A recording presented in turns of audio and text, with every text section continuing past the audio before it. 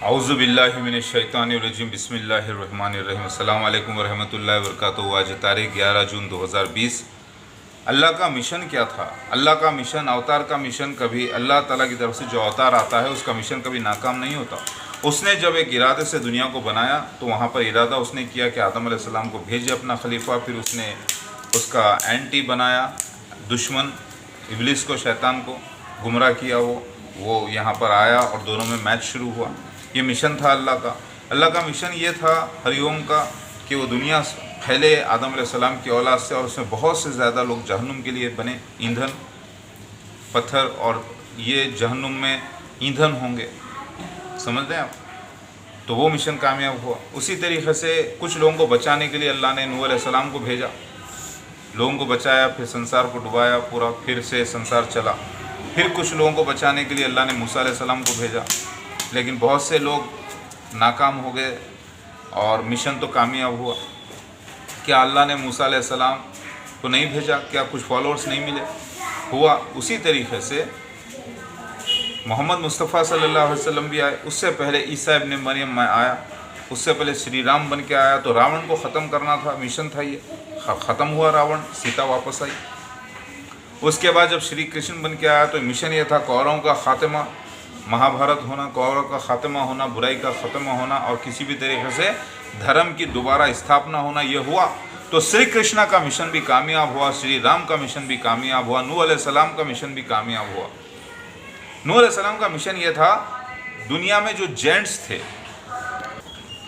नूह अलैहिस्सलाम का मिशन ये था। नूह अलैहिस्सलाम का मिशन क्या था? मिशन ये था कि पूरे संसार को डुबा दे पानी में। सारे जेंट्स जो बड़े बड़े हाइट के होते थे उनको ख़त्म कर दें, और नूह अलैहिस्सलाम उनके ख़ानदान को ज़िंदा रखें, और उनसे फिर दुनिया में आबादी फैले और उनको फिर आजमाया जाए। फिर उनमें अल्लाह ताला रसूल भेजे अपने, उनको आजमाया जाए। लिहाजा ये मिशन था, ये कामयाब हुआ। लेकिन लोग बहुत से नाकाम हो गए, क्योंकि बहुत से लोग नाफरमान हो गए। अल्लाह कह रहा है अगर हम चाहे तो सबको एक रास्ते पर, एक मज़हब पर हिदायत कर दें तो सबके सब मोमिनीन हो जाए। मगर अल्लाह ताला मैच रखा है, और मैच जो होता है उसने शैतान को छोड़ा गुमराह करने के लिए, अपने अवतार छोड़े।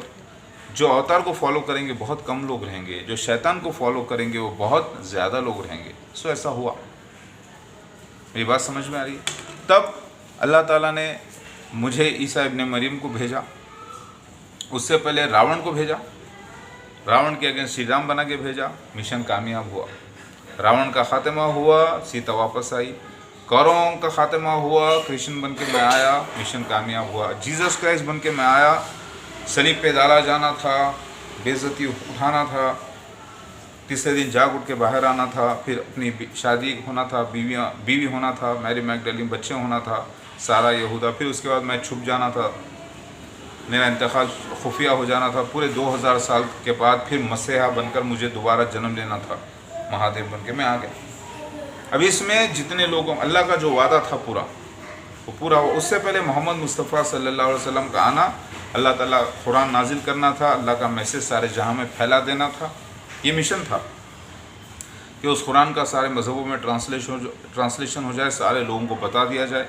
फिर उसके बाद मसीहा महादेव मैं आ जाऊँ। और फिर अल्लाह का वादा था आयत कुबरा का कि मसीह दज्जाल आएगा, दावतुल मिनरर्स निकलेगा, याजूज माजूज होंगे। फिर अल्लाह का मसीहा आकर सबको सुनाएगा, लेकिन बहुत लोग ईमान नहीं लाएंगे, और जो लाएंगे वो कामयाब होंगे। फिर उसके बाद उनकी रियासत कायम हो जाएगी। फिर उसके बाद सारी दुनिया में लोग दोबारा कुफ्र करेंगे, उनके ऊपर क़यामत आ जाएगी। तो वो मिशन अब चल रहा है। तो आप बताइए कि मिशन नाकाम कहाँ हुआ?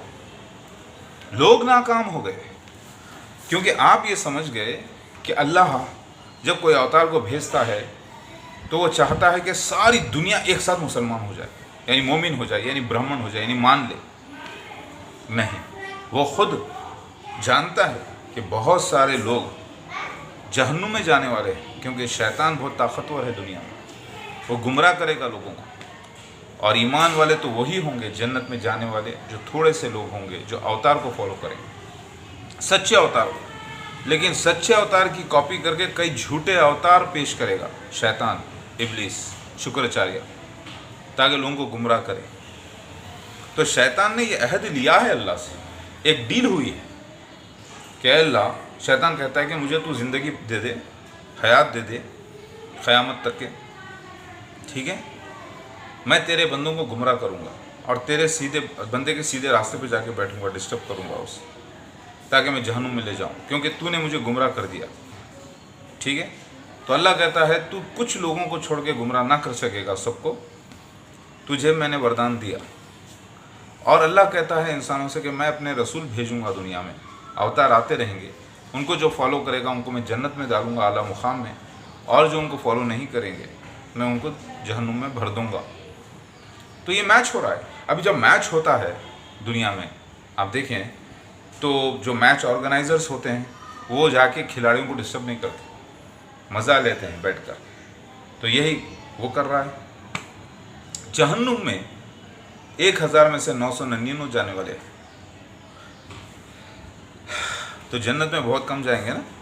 तो अब आप बताइए, अगर अल्लाह चाहता, खुद हरिओम चाहता तो सबको एक रास्ते पे हिदायत कर देता, मगर वो खुद मैच लगा के छोड़ दिया।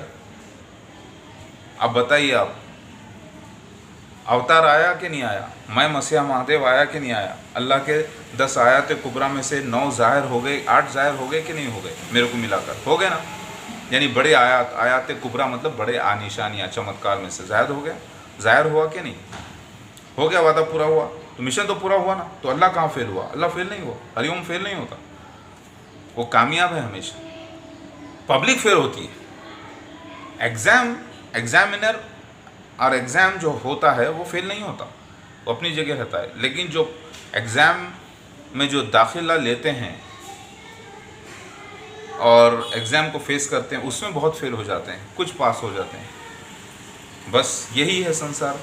तो आपका ये जो कमेंट था, वो कमेंट का ये जवाब कि अवतार मिशन अल्लाह का कभी फेल नहीं हुआ।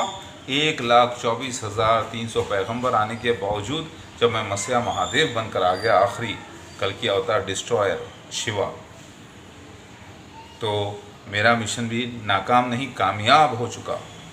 मैं आना, ऐलान कर देना, लोगों को सुना देना, मिशन कामयाब हो चुका, गालिब हो चुका सबूतों की बिना पर। अब कौन माने कौन ना माने वो अलग बात है। मेरी बात समझ में आ रही है? अल्लाहू अकबर।